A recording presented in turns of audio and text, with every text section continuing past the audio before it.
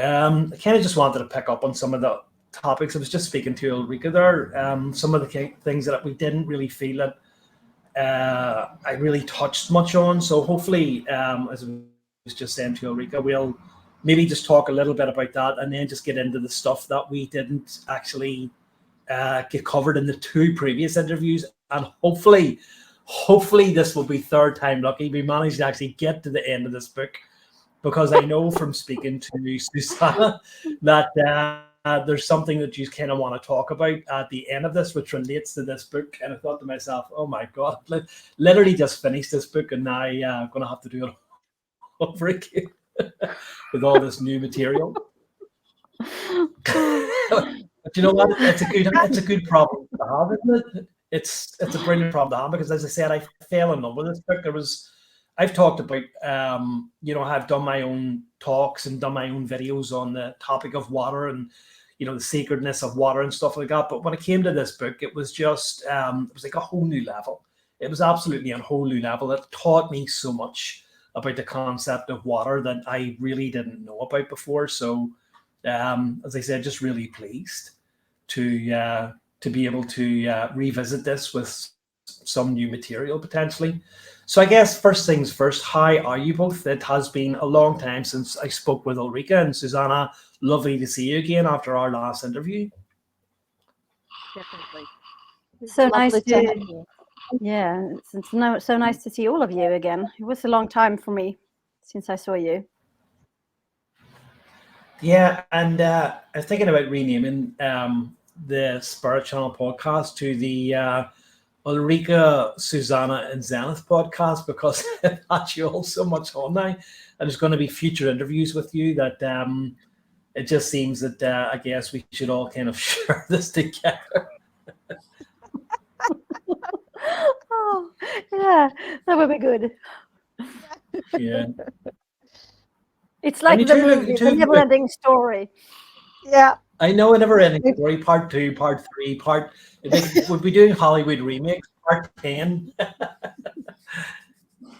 But you both look super, you both look amazing. I was just kind of commenting to Ulrika, like, she has that kind of just out of the shower, look where their hair is kind of tousled and stuff like that. And I was trying to do something different with my own hair for this interview. I thought I'll try something different instead of just having it tied up. It doesn't sit down naturally because it's just very straight. It's almost like someone has taken an iron to it. I was like, okay, I'll maybe try and tie it up in a knot around the back. And I kind of had it sitting up here.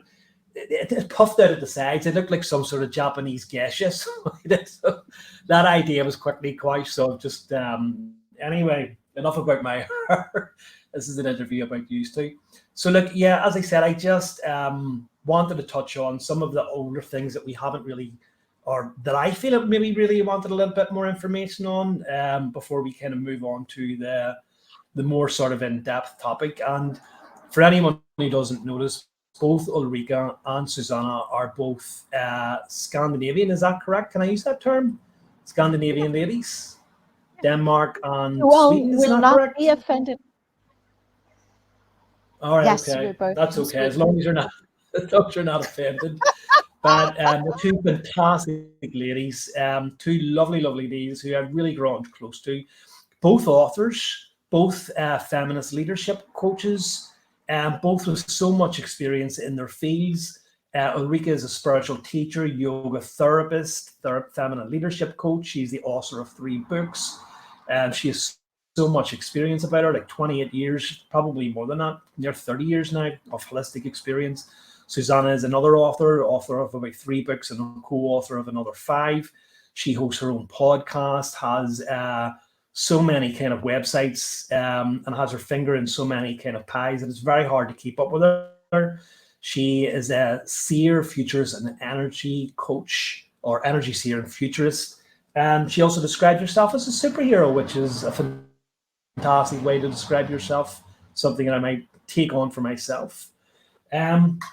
So hopefully that is a good enough kind of introduction. As I said, there are plenty of kind of deeper introductions that are available on my kind of YouTube channel for previous interviews. But we're here to talk about the 3rd interview in the series, which is your co-authored book, Holy Fuck and Sacred Water. And for anyone who doesn't know, holy fuck is about the sacred union between all things. And sacred water is about the topic of water and how water is so much more than we currently accept it and understand. And it's just a fascinating topic. And I guess the first thing I just wanted to touch back on is that in the start of your book, you mentioned that is that both of you challenge us or the reader to feel if any of the content in the book is true using your intuition and heart, and that both of you kind of hope that what this book does is make you curious about your sexuality, about your water, your inner flow and necessity to purify inner water. I wanted to ask you both, why do you say that you challenge us to feel if the book is true rather than just read it? So whoever wants to pick up that one first. Yeah, I can start. So thank you.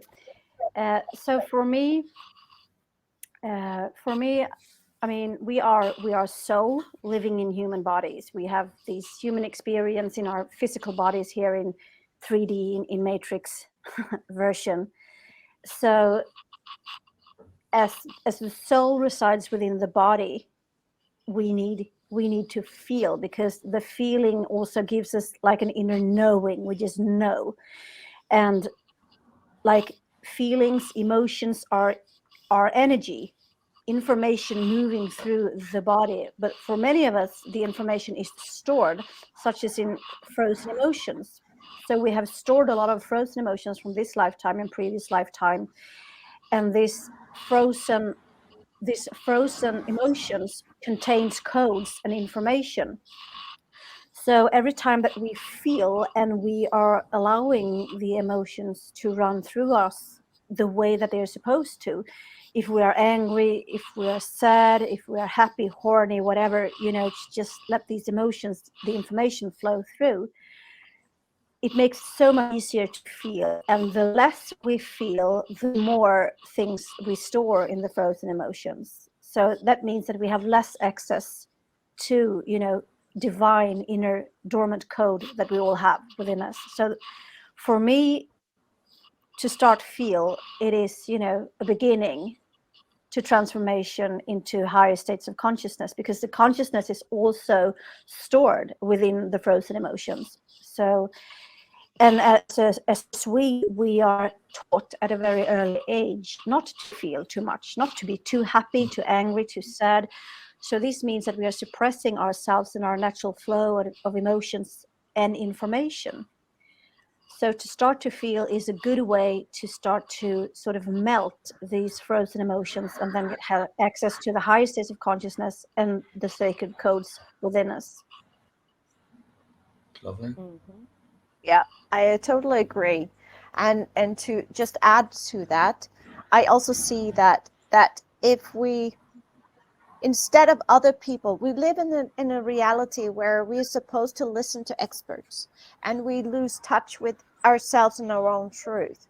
And that is like part of the intention with this book, is really to help people to feel into their own intuition and their own truth, instead of us saying, hey, we have all the answers and now you should listen to us. That is how we lose our power. And like we need to come back and take back the power from all these different experts and authorities, and who say they know much more than we do. But that is not even true, because who knows you more than you? So for us to encourage people to really come into their own, and what vibrates and resonates with me now, and that can also change over time. So we shouldn't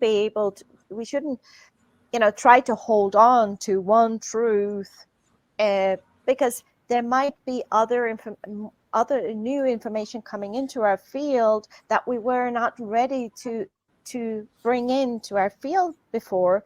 So that is also how we expand our consciousness and our fields, is through the more we can bring in. And we cannot do that by just listening and be in our mind and hear what other people say is true. That has to come sit in our body, and like when you melt your frozen emotions, then you get the codes that then expand your field, and you embody that knowledge and wisdom. I totally agree. And well, I just also want to add, because when we're talking, more things are coming through. So I totally agree. And most people in Western societies, we are way too much in our headspace, as Susanna was saying. Like, we are mentally believing what other people are saying. So the energy is being pulled to our headspace and in a mental space. But when we are being embodied, we take the energy, the power back within our bodies. And that's where we have, the resources also to do differently, because we always have to use our bodies in new actions that we take.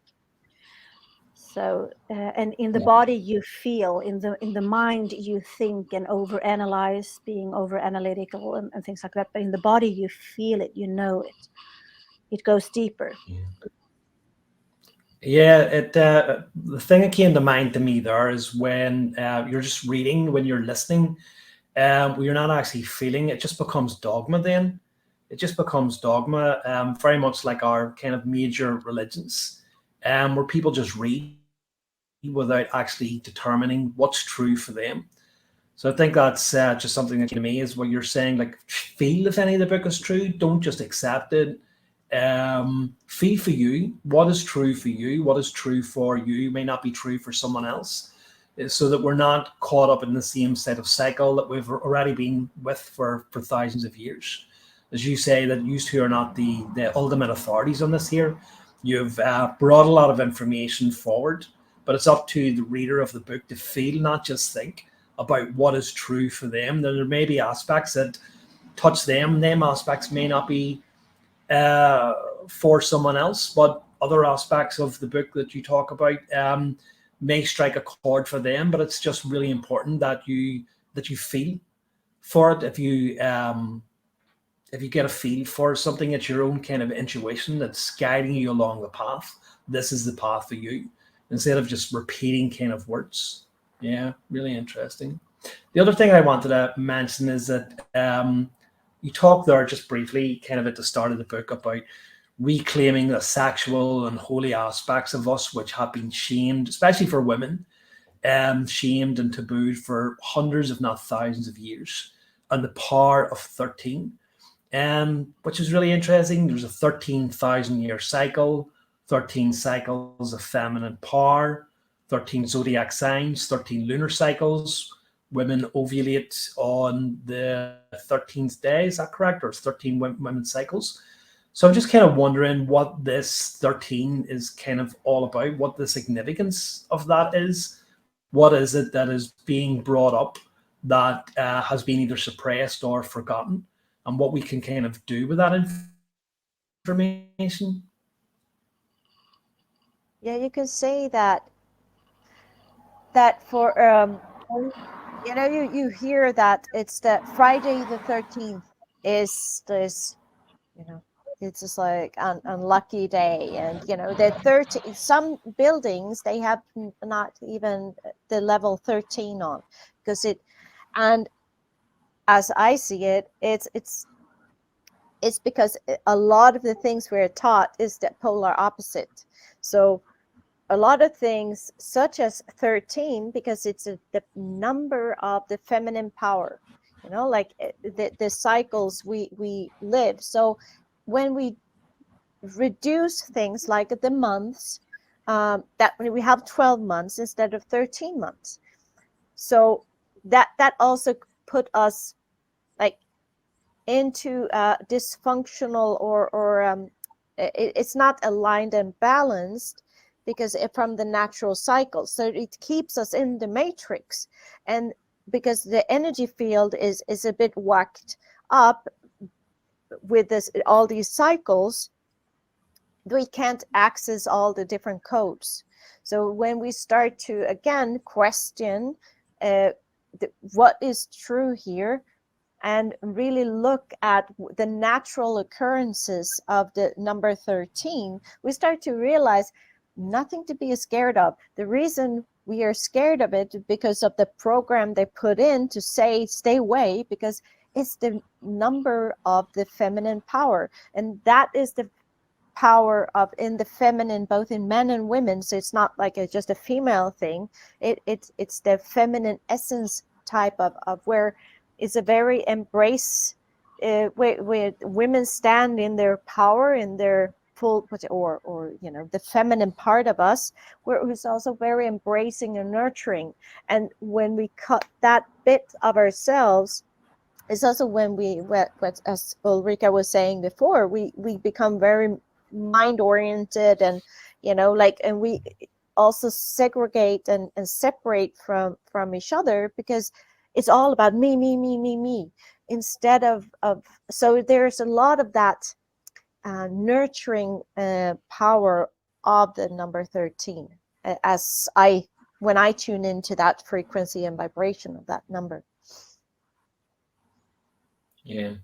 You also mentioned there as well that Mary Magdalene, who has a very different portrayal in our current biblical Bible, I guess, is actually the 13th apostle, instead of the 12th apostle. And once again, it's a woman, and it's the suppression of women power. And obviously, we kind of want to go on and talk a little bit maybe about Mary Magdalene, but so it's just kind of interesting as well. It's this idea of the feminine, and it's not just feminine as in females, but it's the feminine energy. And the feminine energy is very much connected to the spiritual, where the masculine is very much connected to the physical. So it's a denial of our power. So all of these things have been suppressed. 13 zodiac signs you kind of also mentioned, and it's just interesting that the macro or the cosmic is linked very much to the micro, the inner world of ourselves, where women have 13 cycles and ovulate on the 13th day. So all of these things are reflective. I guess that kind of hermetic principle, as above, so below, comes into effect then. Okay. So you were just talking a little bit there about the energy, that we're both encompassing feminine and masculine energy. And we need to bring those energies into balance. It's not about so much about, the return of the divine feminine and down with the patriarch, down with the masculine. It's about bringing these energies into balance. And we have the masculine energy, which is more about the fiery yang. The masculine is more about doing. And when we live too much in the masculine, as we've been doing for thousands of years, it has dried out and depleted the feminine, which is the yin, the water. So the result is burnout and depression. And you mentioned that because of this, our water doesn't flow. I was wondering, could you maybe just elaborate a little bit on that, either of you?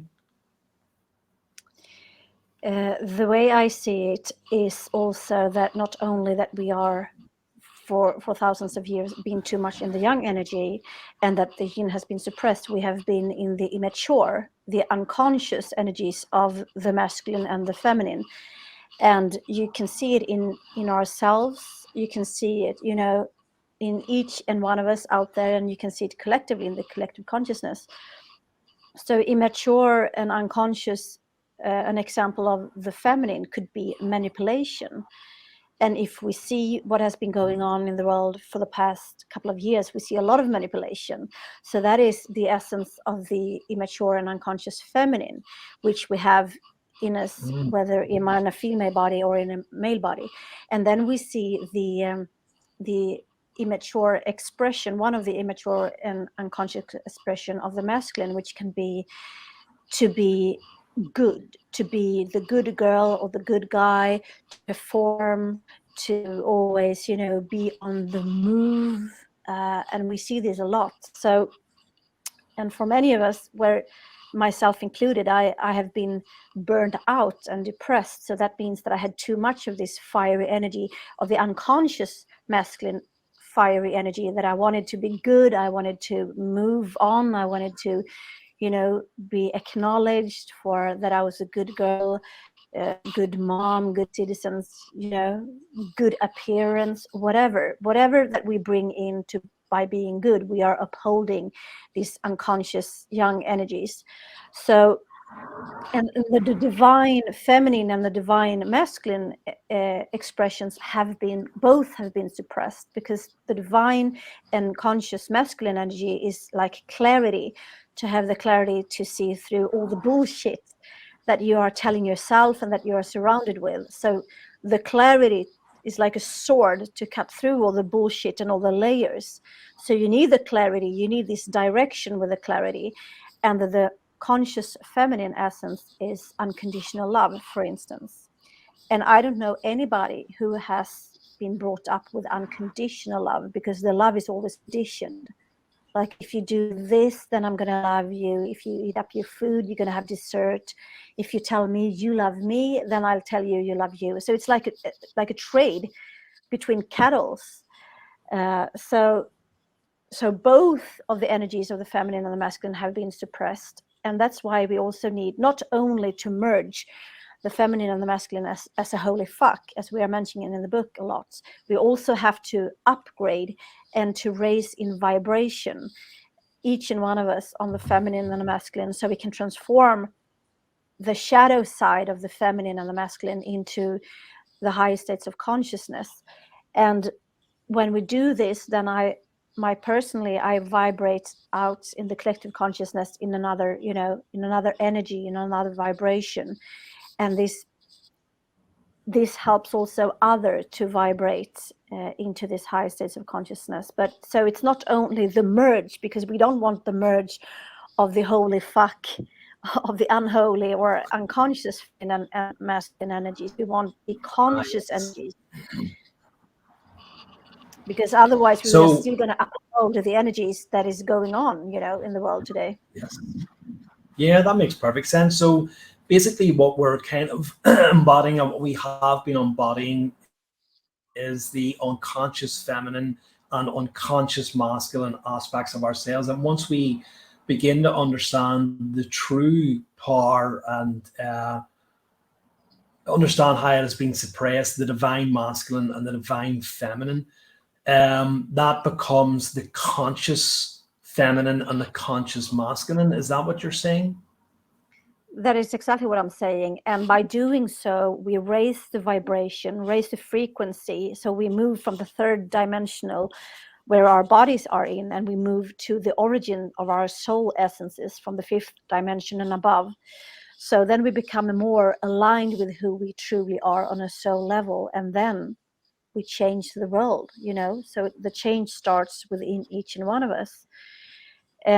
But some people obviously don't want us to be who we are on a soul level. They don't want the merge of the holy fuck of the divine feminine and the divine masculine, because then we would see through the bullshit and we would say no. Like Susanna was saying, we are taking back the powers, and we don't need the government. Government also meaning mind control. So people are also afraid of the powers of the divine feminine and the masculine, especially when they are merging. We access a lot of what can we life do force then to embody?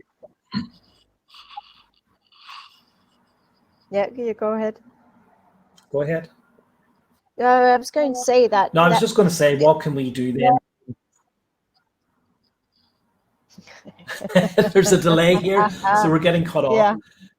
Carry on, and then I'll ask my question after, Susanna.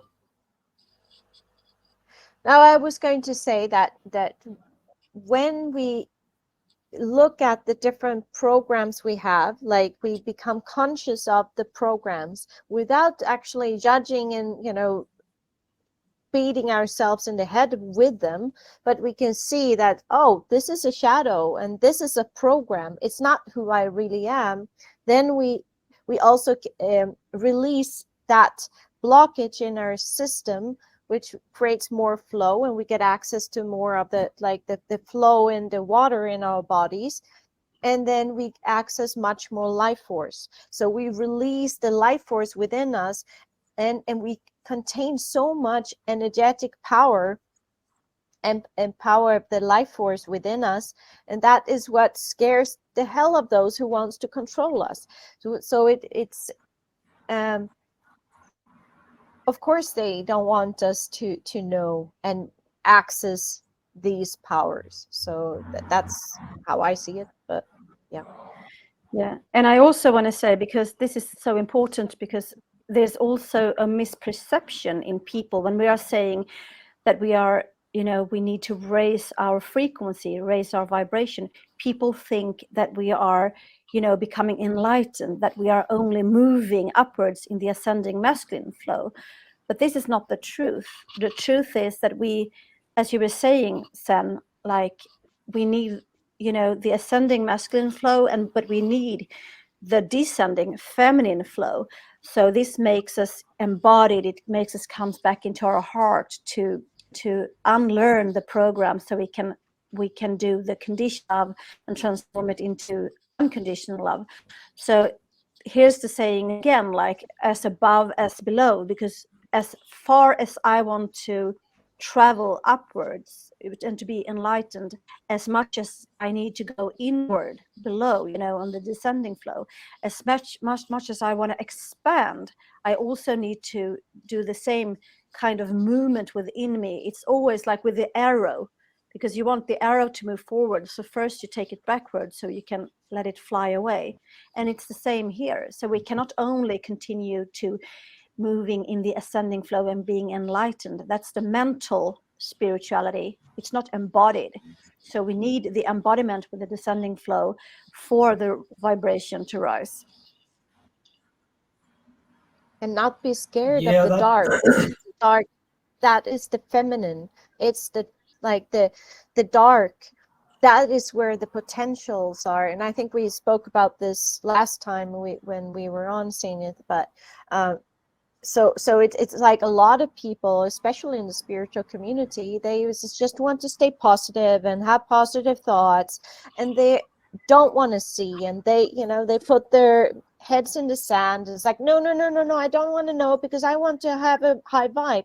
You can never access the high vibrations if you reject half of it. So it's to also realize that you know, it's again like both the feminine and masculine, the dark and the light. We need it all to be whole, and we cannot fear half of who we are, because we all have shadows, but it's not who we are, but we all have them. And the moment we don't want to look at them, we cannot access and bright or shine as bright as we can, and access as much life force.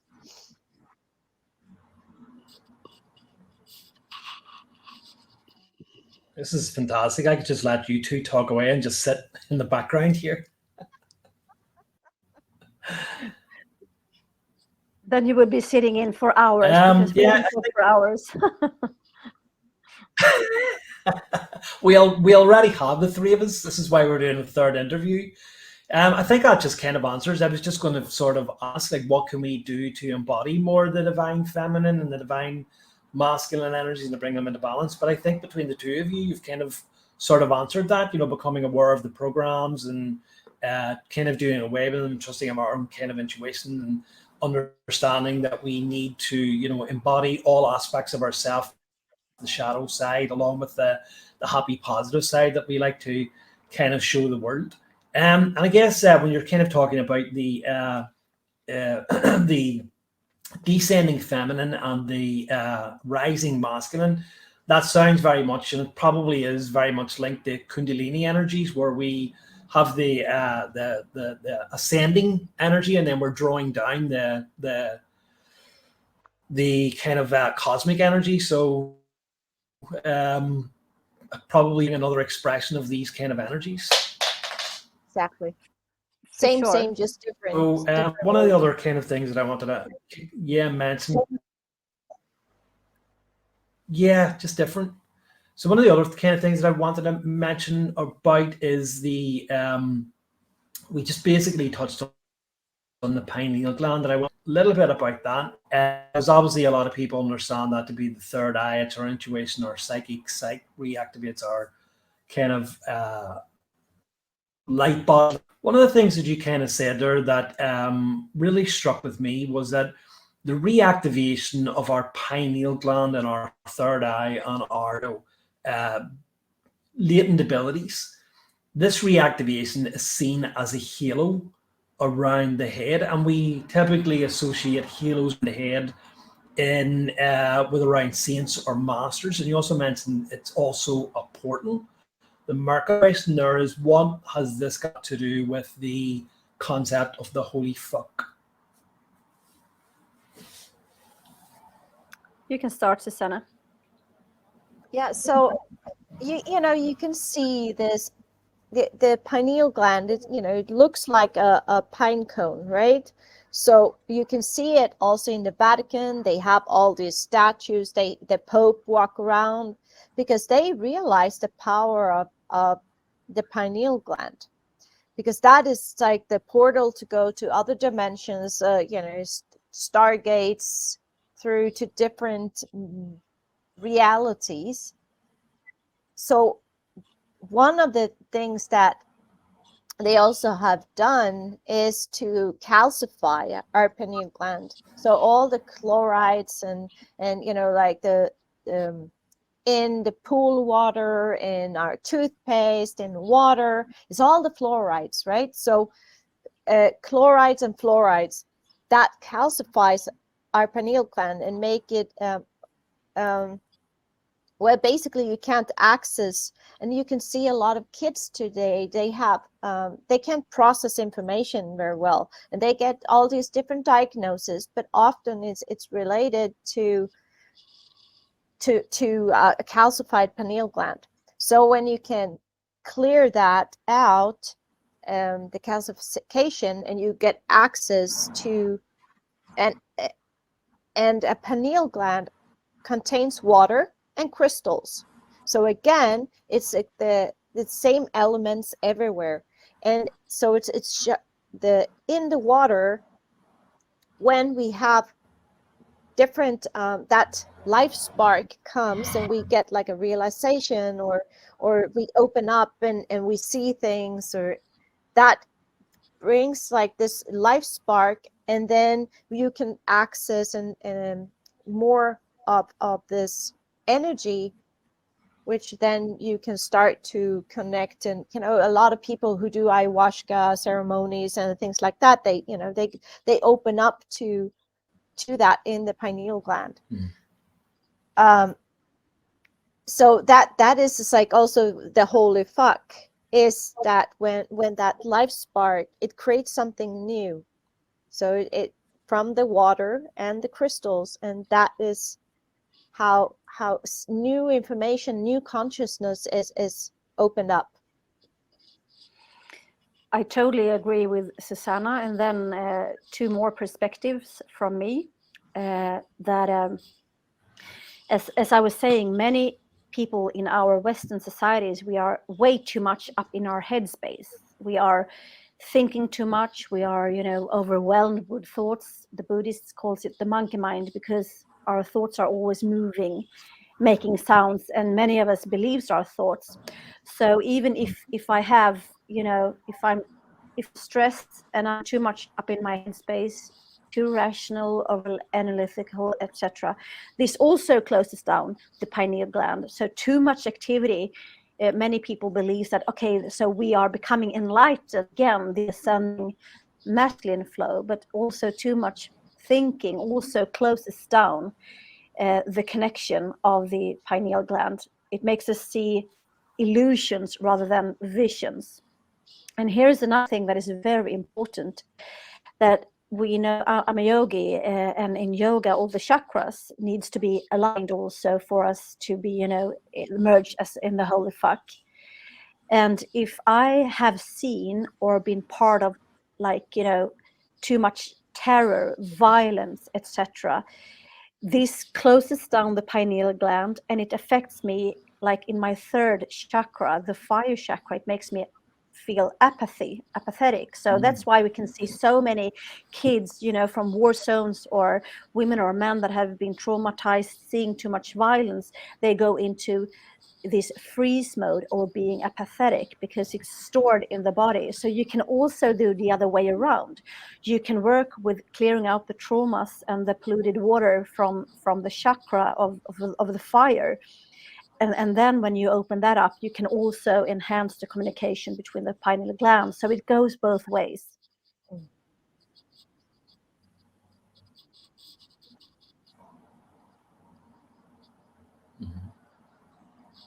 Yeah, I have nothing further to add to that. You two are just doing a great job of getting around these questions, and that obviously is what you're saying here. That's why the halo comes across, because it's been activated and it's creating this maybe energy field in. But you also mentioned it was a portal as well, or did we already cover that? Yeah. You go. You go.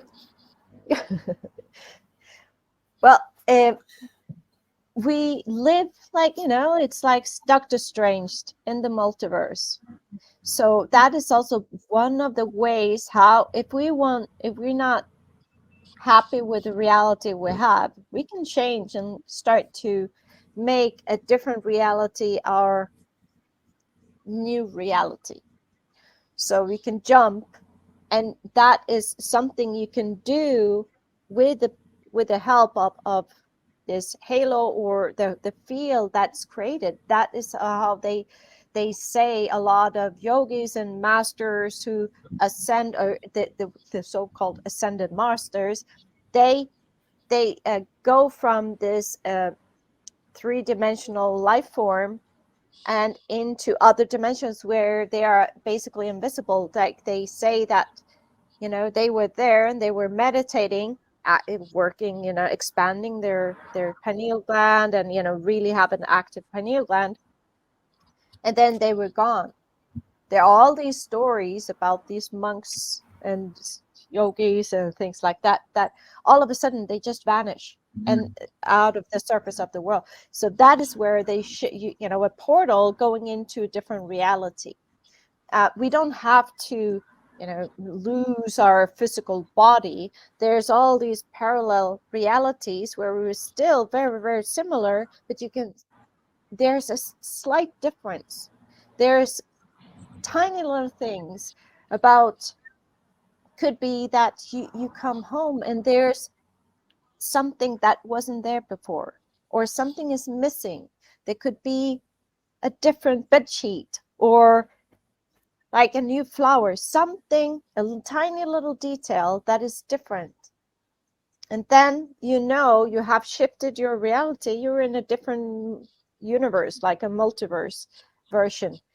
And a lot of people, I remember I read a book about all these different stories of people who, they, in one reality, they were actually boyfriend with their neighbor, and then one morning she woke up and she was in a different reality, and there was these tiny little things. And then she comes and it's like, where's my boyfriend? And it's just like, and they didn't know each other in that reality. So it's just like, can be a bit creepy, but Wow. I guess if you lose your partner, but it's just interesting when you start to explore these possibilities, and where do I want, which type of reality do I want to create for myself? And that's the question. What are the things I want to experience?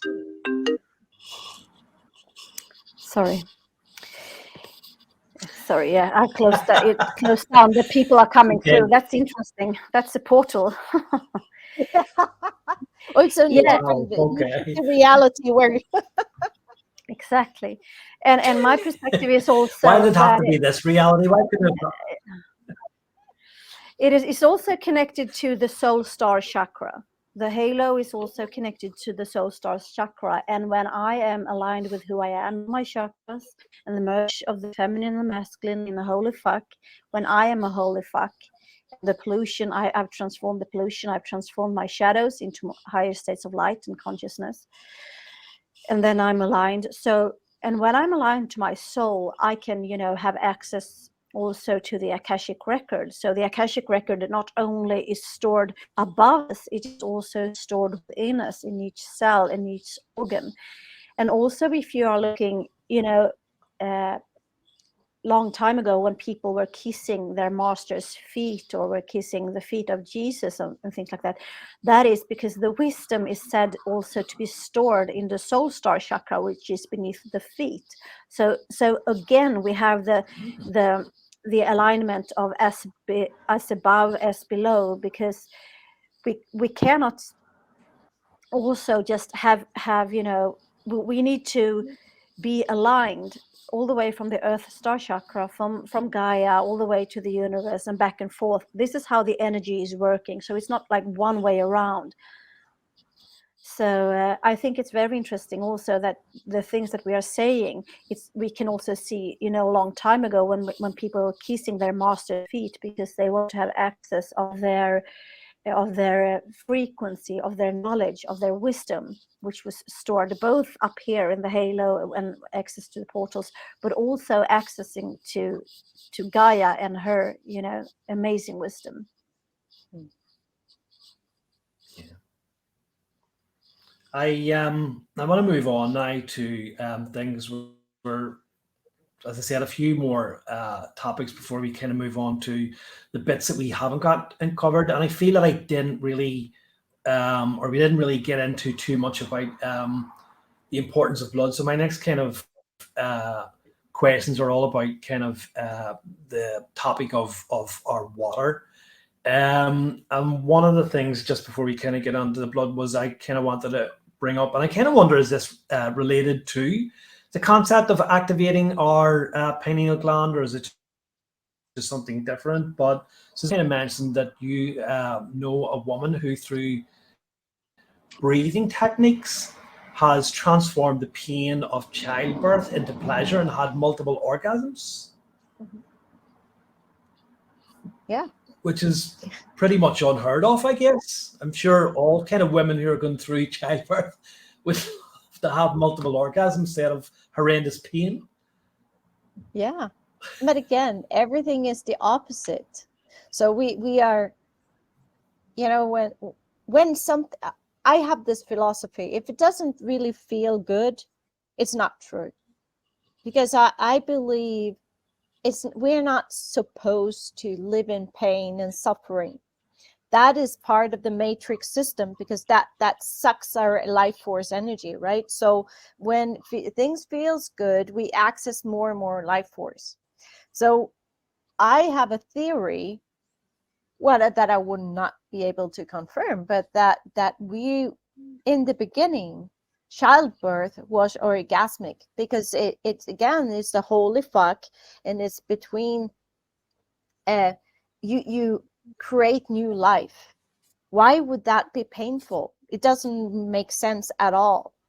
And I think it's also part of the whole trauma and programming and everything, that, and also the whole bombardation that we are sinners and is something nasty and bad. And childbirth is, these days, we're not even supposed to give birth, but they just cut us open and take out the child. There's no natural, because people are so programmed and scared and contracted, so there isn't any space. But when we relax our body, activate the vagus nerve through our breathing, you can use that pain to create the flow, and then the body will naturally bring it out. And if you look at what happens in an orgasm, it's the contraction and expansion, contraction, expansion.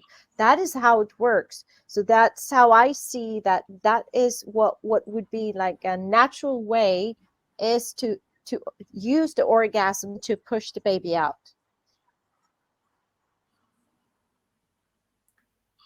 And I believe it goes for anything, that you can turn pleasure into pain, and to transform the frozen emotions that are programmed programs are also stored in frozen emotions. So you can turn pretty much anything from pleasure into pain, from lower states of consciousness to high states of consciousness, from shadows to more light.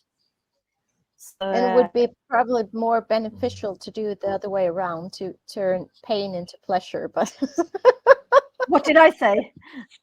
Yeah, pleasure sorry. into Yeah. pain. You said Yeah, pleasure in the yeah, that's what I meant. Of course, that's what I meant. That's what I meant.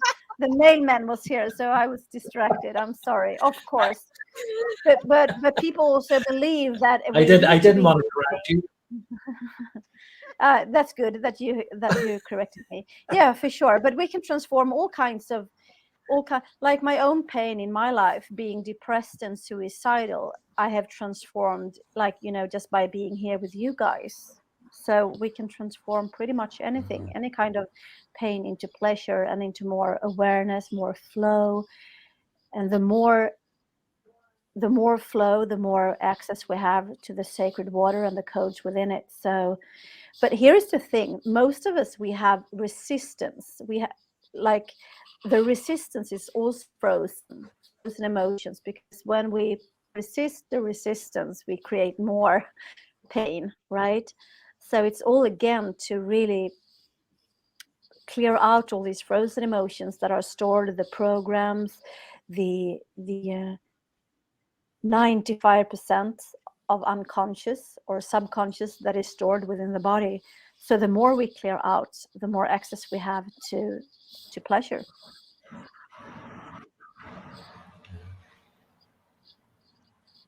And just kind of moving on, when we're talking about water, water is also part of our blood. So our blood then is also sacred, because we were talking about child, and you mentioned in the book about these initiations that we go through, where we, for women, then, the next kind of major event is when they begin to menstruate for the first time, their first period, our first sexual encounter, where the yoni penetrates the hymen of the I'm not with your the yoni what is it called? I can't quite remember.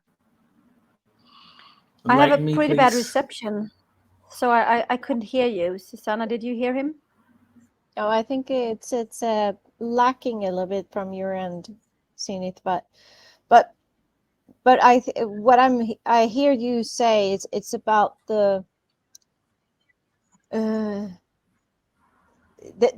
different initiation stages of, and how blood is such a big part of it, and that is also where you can see how it has a lot of power, because, and then you have like the evil darkness is, the side of it, where you can have all these blood sacrifices from all these satanic rituals, where it's all about the blood, because it has a lot of power within, and that is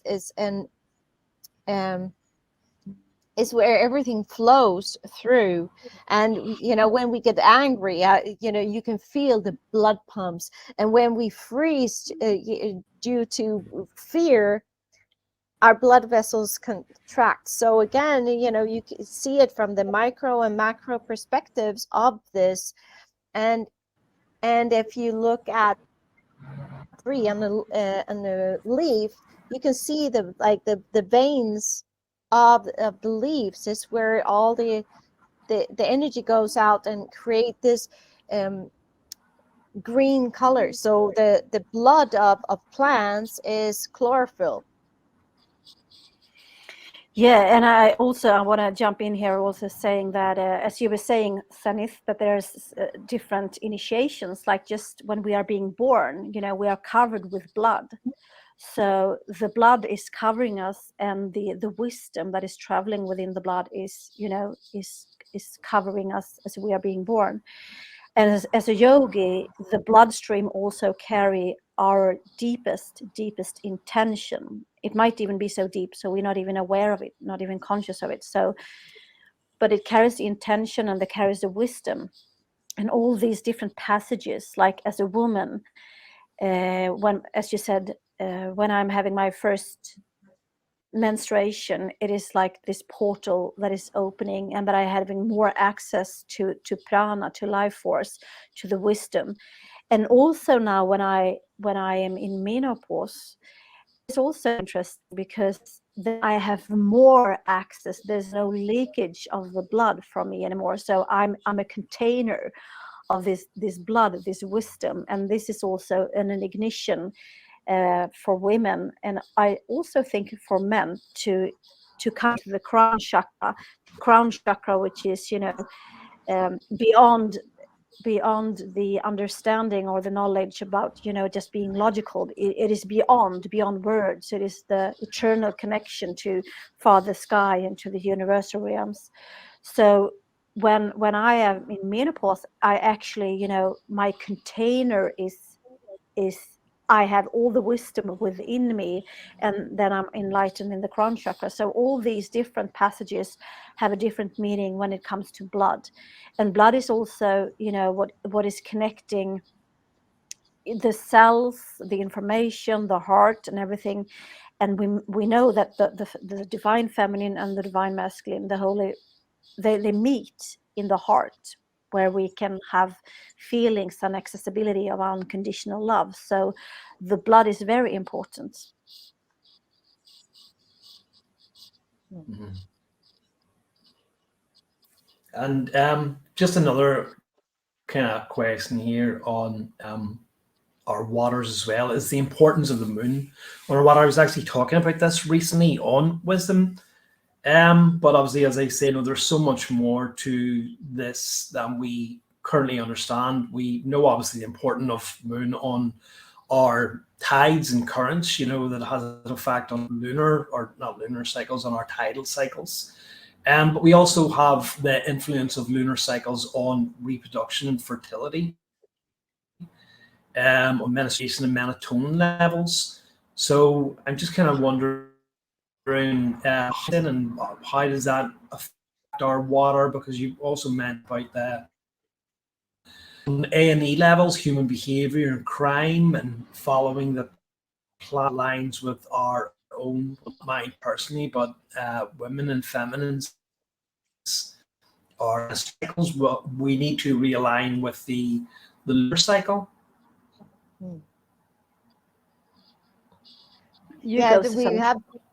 have both the lunar, you know, we become lunatics, right? So when it's the full moon, and you know, there's a reason why it's a tick, because that is when their inner wolf and that energy is brought out of us.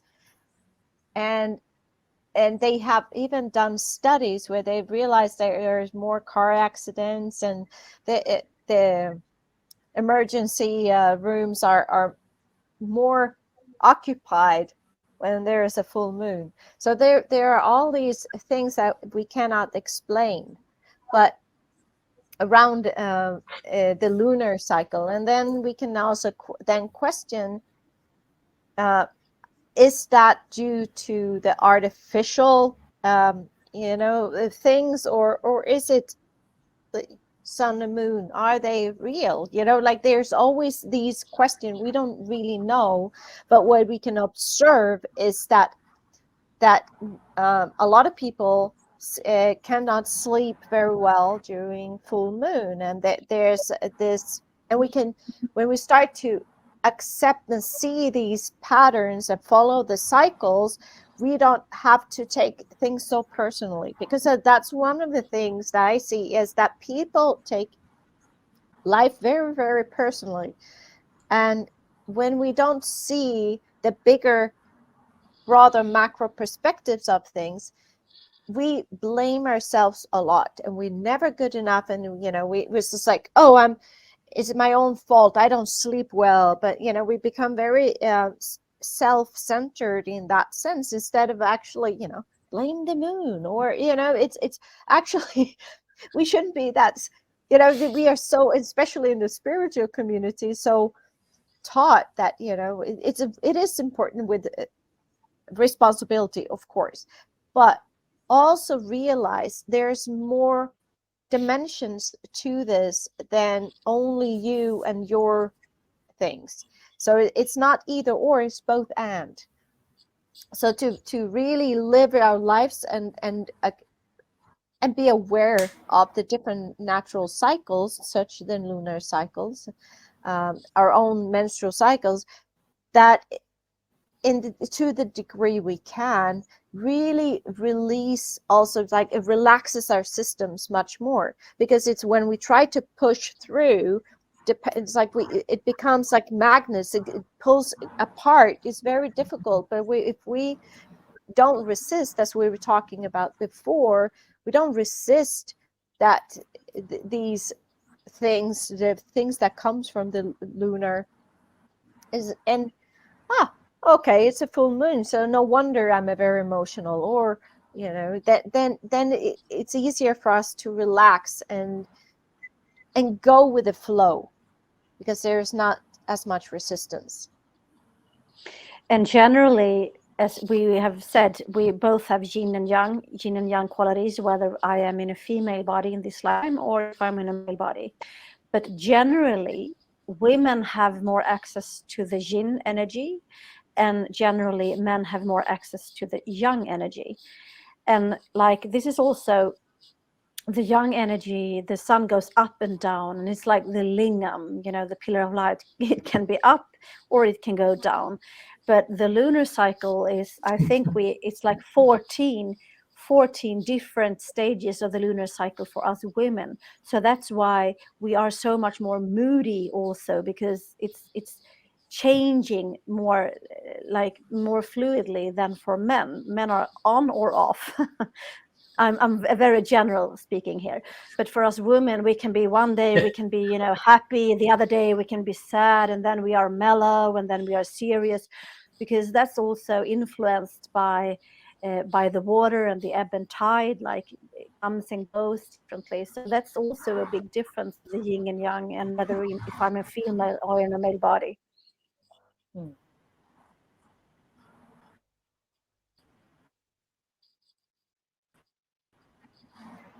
Concept of menstruation and how we've got out of alignment of being in alignment with our planetary movements and the phases of the moon, and why so many women have heady flows one month and then have maybe a trickle, or it comes late or it comes early. We've got completely out of that, and I don't know, but to me, I don't know, because obviously I'm not a woman, but I kind of thought about this. We seem to have all of these kind of sanitary products that really don't do really a great deal for women. And I think that, do you think that these kind of sanitary products and all of the kind of things that are designed to help women, do you think it's a natural state that we're meant to be in, that women are kind of meant to naturally menstruate? Or do you think that perhaps,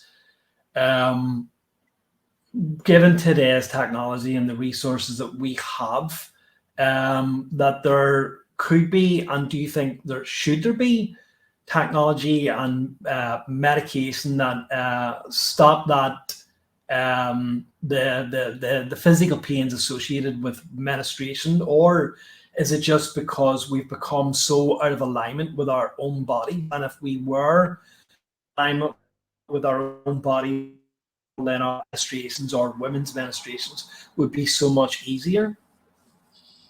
Absolutely.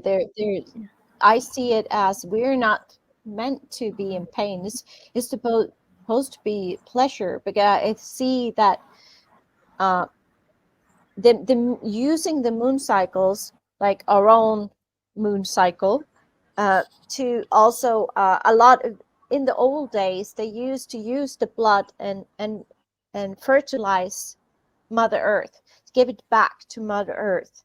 So they would gather the blood and plant it to give that wisdom back to Mother Earth, so she can then regrow. So it's just like to also honor the cycle of Mother Earth with the blood, the nutrients, the everything. With all these sanitary things that we get, there's so much chemicals that create so much hormonal imbalances that it's quite scary, and there are more natural methods to relieve the pain, and also go into what is the trauma, why are we so contracted because and blocked in that chakra. And Ulrika can explain much more better than I can about that chakra and what it does, but I see it really is it's all to come back to the natural flows and cycles, not to stop it. That is, again, just to get us even more out of balance and keep us even more separated. The moment we give up on that no one should, we are all the same, and no one should menstruate, no one, we all should give birth, or no one should give birth, or whatever their agendas are, we give up who we are and what we came here to do, because that is not the natural way. I don't believe in to use artificial in any kind, if I can, if there are natural ways to come back and be whole and naturally within a self. I totally agree, and I also want to add that, like you were saying, Susanna, that the blood from the beginning is, as we are part of nature, the blood is supposedly to go back also to nature, to nurture Gaia and to use as a fertilizer. But also, when, I'm talking about a long time ago, when women knew about these things and they allowed their moon blood to go back to Gaia, to Mother Earth, then also that was like the sacrificing of the blood to the earth, but in a natural way. And also take a look, throughout history, where there have been so much wars, as women started to use pads or, menstruation things, technologies to stop the natural flow. So, the natural cycles of blood to Gaia as a fertilizer has then been from wars, killing people, and so their blood nurture Gaia. And I truly believe that if we could go back to the natural cycle where we return our blood to Gaia, there would be also less wars, because then there would not be this imbalance. So that is like one perspective also of it. And the other perspective that is really important, on a way that is really not in our natural way and following the natural cycles, is many women today, myself included at the time, when we have menstruation, we are so busy, we are running around in matrix, we are having a lot of meetings, and then we go and shop groceries, and then we have kids to take care of, and we are, working 8 hours a day. And that is not the natural way, because every time when women menstruate, it's like a small death. We are giving the blood, so it's like a death. So it's the opportunity to be reborn again, to really reflect, to really move inwards, and to be with the inner flow. Like in some tribes in Africa, I know that they have menstruation huts, where a woman who's bleeding, she goes in there, and then all the other women, they tend to her children, and they give her food, and she can lie there and rest, as it is a death, sort of a death. It prepares us for the day that we are going to die. So, but here in the Western world, again, we do it the other way around. Okay, I have my period, so I take a pill for my pain, and then I run away and I go to the gym and I do, that is going against the natural. And we are so programmed to believe, we don't even think about it. So there's like, again, different perspectives on the same thing. Mm-hmm. Yeah, great answer. And just kind of moving on about although we could sit and talk about this all day, I could sit and talk to you two all day about this, but kind of aware that we're already kind of an hour into the interview. I just wanted to move on to we talked a little bit about, you know, the rise of feminine power and how it's the balance of both energies.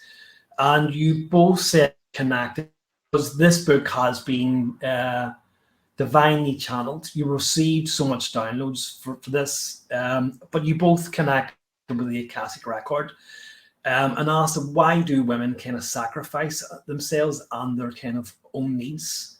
And I just thought that was a kind of natural way to segue into this, from talking about how our own cycles have been regulated, and we've got away from our natural flow. And in a way, it's women having to sacrifice themselves and their own needs. And I kind of wondered, was there more to that when you connected with the Akashic? Ask that question. You can start, Susanna. I didn't quite hear the question. It was lagging a bit. I don't know if it's your internet, Sanith, but you go, Susanna, and I follow you. Yeah, so what you're asking is about now I lost it because I got what was your question, Sunit? I know I'm aware of the connection. Isn't it going to be elaborate a little bit?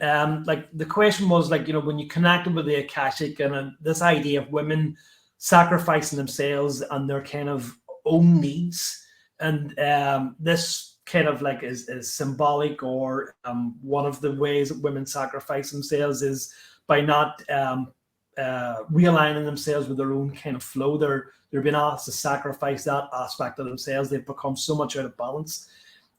Probably back from the times of Mary Magdalene, if not kind of beyond, you know, or kind of further back from that, how we've got away from that original concept. Like, why do you think that women, you know, are sacrificing themselves or have sacrificed themselves and their kind of own needs, the suppression of feminine power? And maybe just to elaborate a little bit on that. For instance, because you talk about the Cathedral of Notre Dame, which was burnt down, which was a symbol of feminine energy. It was originally dedicated to Mary Magdalene, if a lot of people kind of didn't know. So just kind of wanted to ask maybe a little bit about that kind of concept. I see it really like if you look at the Mary Magdalene, she's been in hiding for thousands of years, being branded as a whore and the prostitute and all of that. Her role, as I see it, is that she was the one who, with her nurturing energy, filled Jesus up to his life force so he could go out and spread the word and be in his energy. But she was just like the Holy Grail. She was the cup of the wisdom that he could then fill up his life force so he could give out to the masses. I think that men and women are meant to complement each other, not be the same and equal and do the same things. I think we're meant to complement each other in different ways. And there's a reason why men are more physically strong. I'm not saying go back to the old way where to stand by the kitchen and cook for the man and then he was the provider. I'm not saying that, but there are ways that we could actually enhance and support each other much more if we used the wisdom of this Holy Grail, of that feminine essence also within ourselves. And I'm not sure if it's more like a deep state agenda to remove ourselves from that feminine power, because if you look at it, the feminine is like, or the womb is where from everything is created. Like it's also in the universe, you have everything is created through in this field of the womb. The baby comes out of the womb. Everything is that creative force is held within the water, and we are water, and the planet is water. The universe is everything have water molecules. So it's that is like the feminine essence in a way, the water molecules, which means that all the information flows through. So it's not, in my reality, it's not so much that we,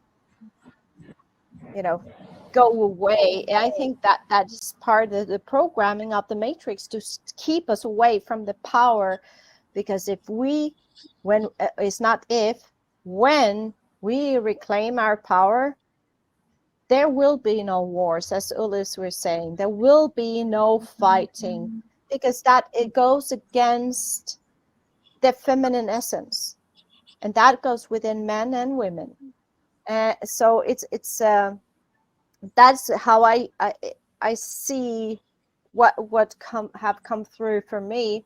It's a very, everything is in so many layers and dimensions, so it's difficult to just say it's like one thing, because it all depends on which dimension are you talking about. Like from a 3D perspective, yes, and through the history we're taught, but that is not the true history.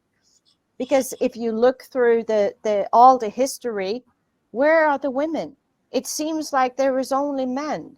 And for some reason, even in the Christian creational story, it was Adam and Eve, and then they had 2 sons or 3 sons or whatever. And it's like, okay, and how did that go later on? What happened to so there was no ladies?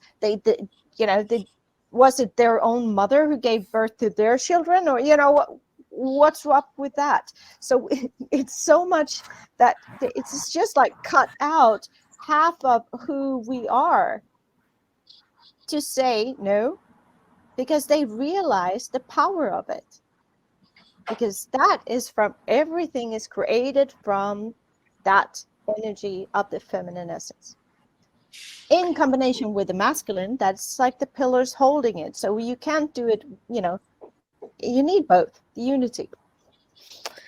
Well said, Susanna. I totally agree with you. And also, I also, my perception is that is deep programming also, because we know how energy also works. We know that energy needs to, flow in and out, up and down, to our inner realms, outer realms, in the ascending, descending flow.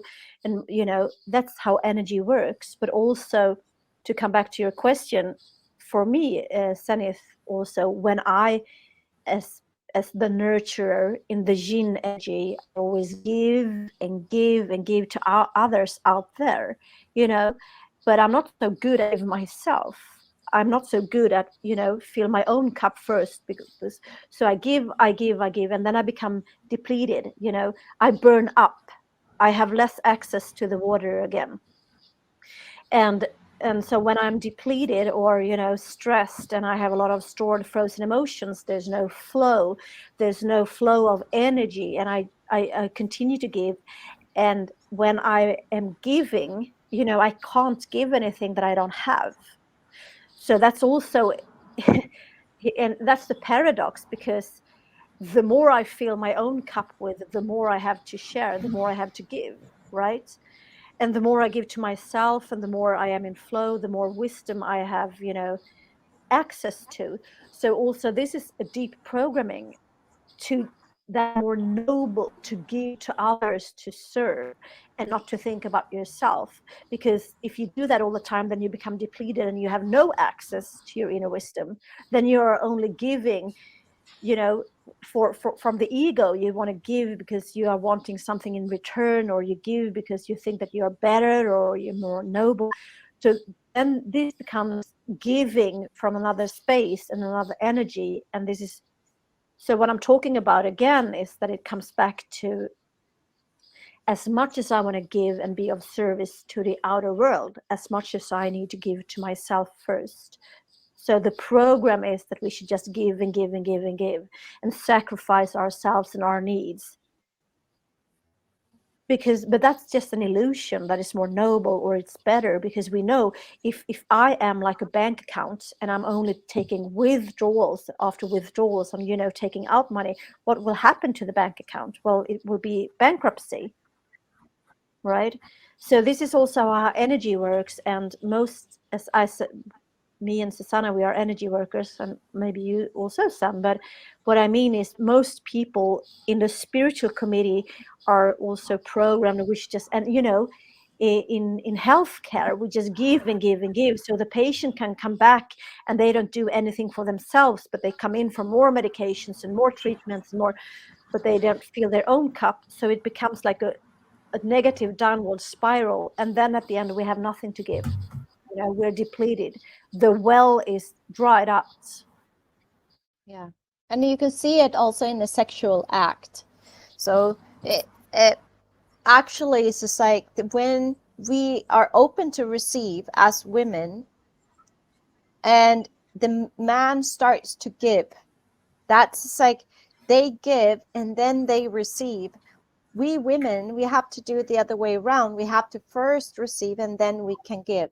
So that's also where they talk about the sacred union or the hieros gamos within Mary Magdalene and Jesus, is where Jesus penetrated her. He was giving, and then he could receive from her wisdom and fill his own cup, but she had to receive him first and to then give. So it's again, it's the starting point is very different for men and women due to like where the, because of the the balance is a bit different between the masculine and feminine.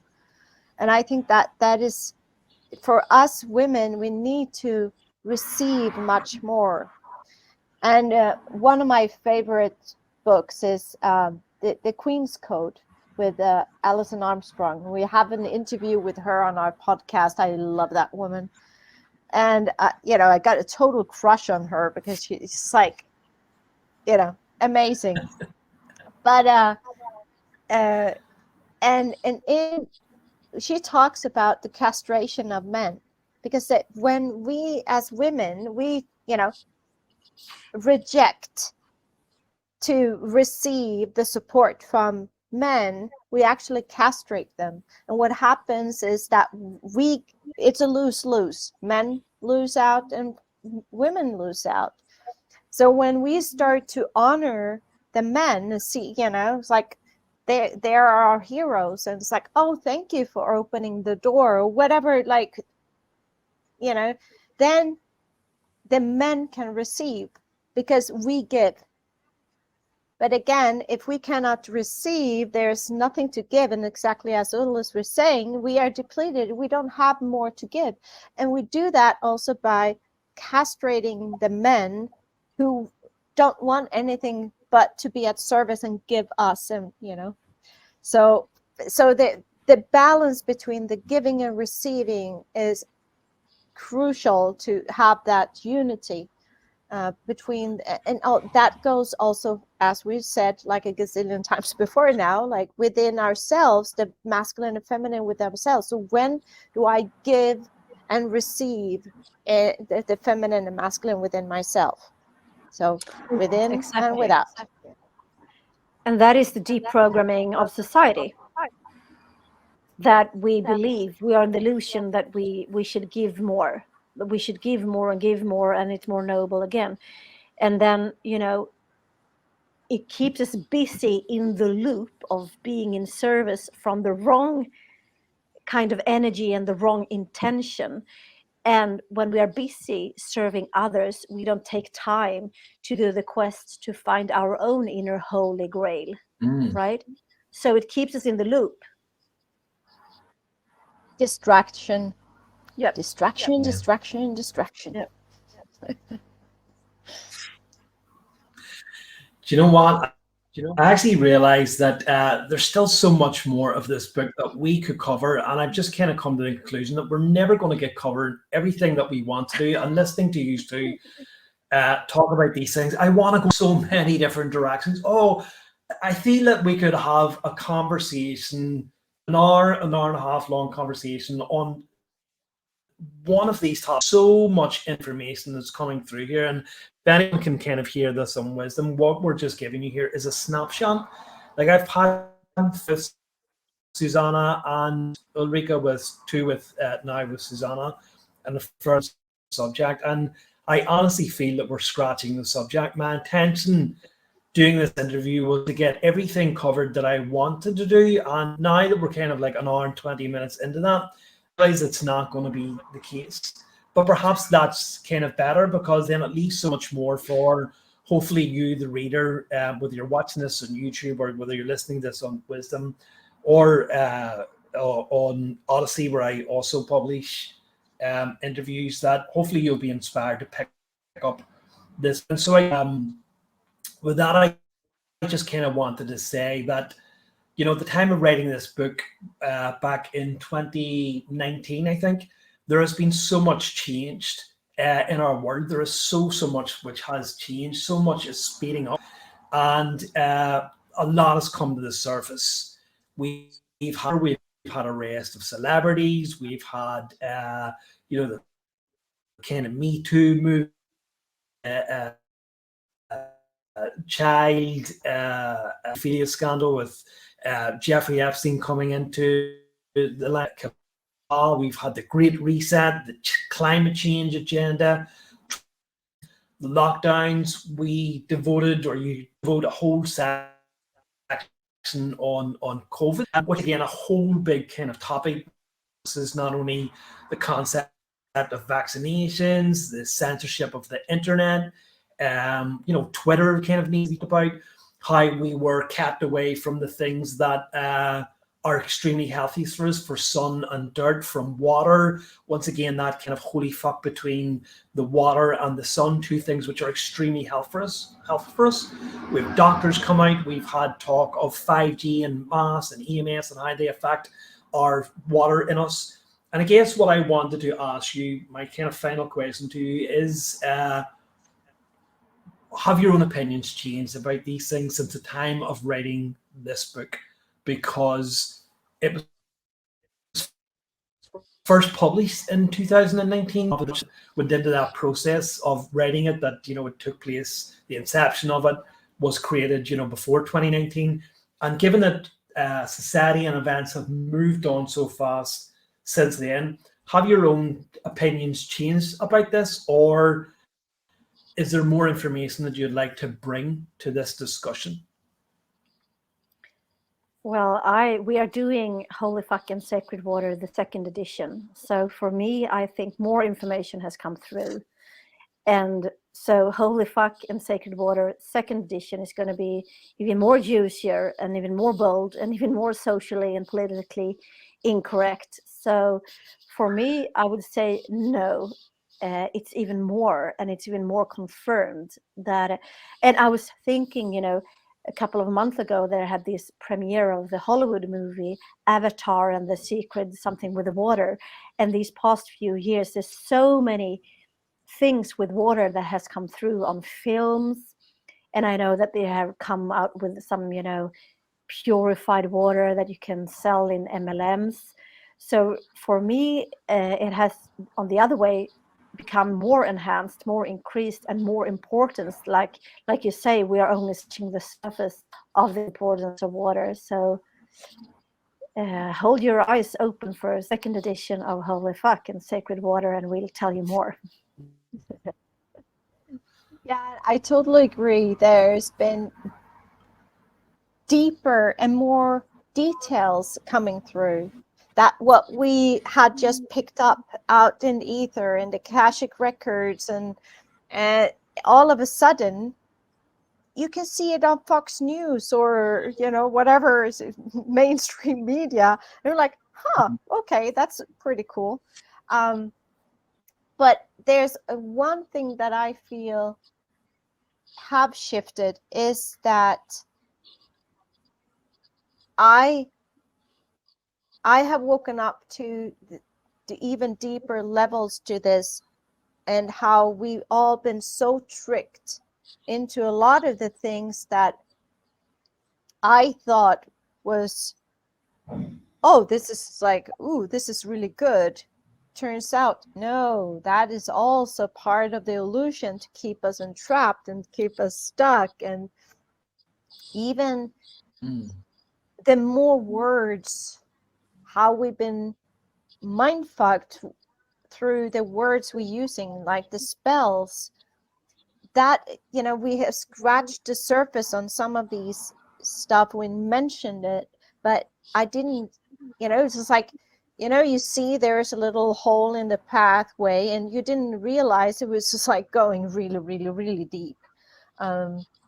So for me, the last few years has really gone so much deeper into the advanced tapestry of the whole matrix, and the how they use words as spells, and how everything we say is actually creating realities. And I've also had a lot of experiences the last few years where I can see that these concepts of how we create our reality, it's literal. And you know that there's a lot of these theories where we wrote, it was like things coming through, but we hadn't embodied them yet. And where I can see that there's new layers and more embodiment, and I can pick out much more. I can pinpoint much more than I could before. So the second edition, yes, that is going to be even more, and not so much of new concepts per se, but is more going deeper, and also to explain a little bit more concrete examples, because of what we can now, we can see a lot of these things that we didn't have examples for before, but they were all these things coming through that we didn't really know how to explain. How do you explain energies? You know, like it's weird.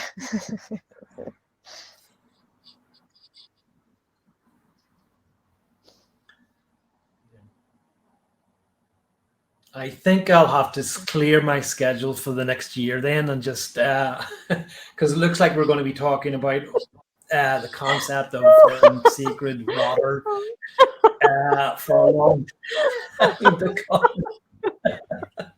Yeah, but But we it can is also such a keep in fun mind subject, that as I said.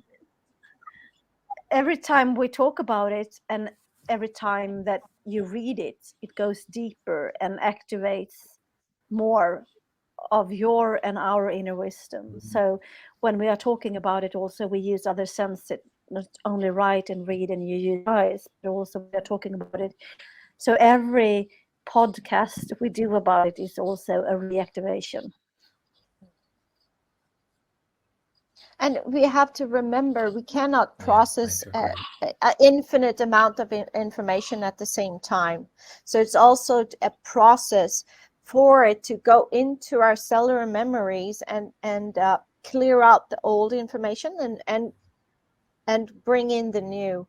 So it's supposed to be a process. It's not supposed to grasp everything at the same time. That, then why would we be here? It's pointless. So it is to, if we take this seriously, but you know, that we want to expand our consciousness, we need to use it in with humor and not take it so seriously. So the paradoxes are, again, of having fun and explore and be curious and not take it so seriously, in that sense that we think that we need to get everything mentally. No, it's more to get the more experiences, and the more we can see, oh, and we do that in our own pace. We don't need to have the quick fixes. That is another of the illusions. Embodiment is a lifelong journey. we are here in beyond, because we're, you know, we're souls that are very, very old, and you know, so there's no stress and no need to get this intellectually. There's frequencies, and it will come to be activated when you're ready. And it comes back, the circle is closed, because this brings us back to your first question, the importance of feeling it, to experience it, to feel it. Yeah. And that's what our means is you've talked about on this platform and on Wisdom that I'm blue in the face. It's all about your feelings. Well, one of the other things that has been suppressed. I guess where then can we find you if anyone is watching this for the first time, or anyone is returning and seeing these previous interviews that I've conducted with yourselves or the associations, and is ever more curious on feels the time is right now to maybe reach out and discover each of you individually or each of you together, where then can we find you? Susanna? Okay, yeah, I'll go first. So yeah, so Ullis and I have a website called reactivatedembodiment.com, and where we have so things that are happening between us, like what we are doing, and then my main project at the moment is working with frequency devices and frequency from quantum fields and water, and so I blog and podcast and do materials there, and that is on frequencywonders.com. So that's just like the main websites at the moment that are the main activity is. Okay, so the first one was, could you say that one first one again, just for the people who may not have heard that? Reactivatedembodiment.com. So it's a reactivation, like reactivated embodiment. Yeah. Frequency Wonders with an S.com. And for me, who are working also with the quantum field, but to do it embodied, like in my services, my website is www.ulliskarlsson.com. So it's ULLISKARLSSON.com. Brilliant, absolutely fantastic.